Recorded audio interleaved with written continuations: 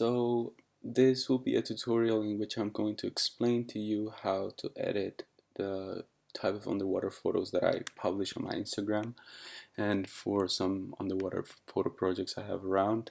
Um, so let's get started. The picture I'm going to show you is this one. As you can see, I've already edited, but I'm going to run you through how you can edit it with the preset that you'll be having for free via my website. And basically, it does a lot of magic. This photo was shot with a GoPro, no filters. It was shot at, as you can see, at around 3 meters underwater, maybe a little bit less. So this is a really good preset for those who are not reaching a lot of depth. They're just snorkeling around and they just want to pop those colors more when they receive it and remove the cyan and the green. So here in Lightroom, we have the picture. As you can see, when it's taken, there's a lot of green, there's a lot of cyan, there's a lot of blues there that you don't see as opposed to the final result, as you can see here. So I've created a preset which I call Shallow Fusion right here. It removes a lot of things and adds certain colors to it. So for example, as you can see here, there's a lot of kind of orangey looking colors that if, for example, if you see fire color and coral in real life, you will realize that it's definitely kind of orangey color, not really this greeny yellow color that you get from the GoPro. So when you apply this preset, it does this, boom. But of course, there's a lot of colors that they're kind of hard to bring up. For example, to bring in colors like skin, as you can see, the skin tone is not to a point that you see, hey, that's not the way the skin actually looks from when you look at it up close. So what I usually do is I grab a brush tool, and with the brush tool I find a color that is similar to my skin color, to the skin color of the subject. So I know that my skin color is kind of somewhere here, although in real life it's way darker. But you don't want to add too much color to the picture because then it will look really awful. I can show you that in a second. So you have the brush tool, right?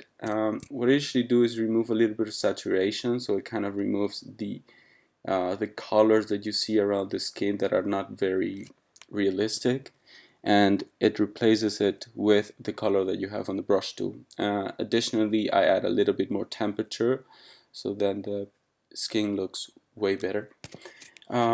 So what I do is I grab the brush tool and then I start brushing out around the subject, as you can see, like that. So you see now that the color is a little bit too much. So then what I do is I kind of bring it up, remove saturation, as I said before, and then remove the exposure a little bit. And then you start to see like realistic color skin, and you just gotta start to kind of go through it like that. So I'm going to speed up this process because it might take a little bit of time, and you'll see how I do this.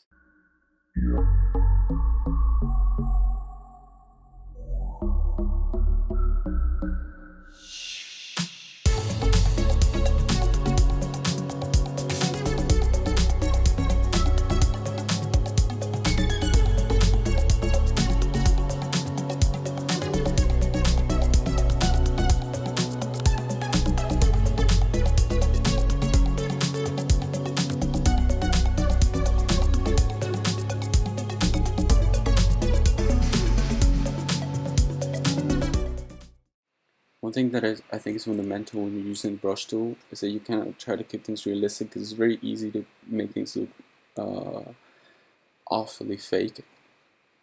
Is try to play within saturation and exposure of the colors, because that will kind of determine the tone that you give in complex colors such as skin. Another thing you can do here is very similar thing. Use the brush tool again, and then you grab the same type of color and you give that to the other elements, such as fire, color, coral, because as you can see, it's the color is there, but you just kind of gotta bring it out.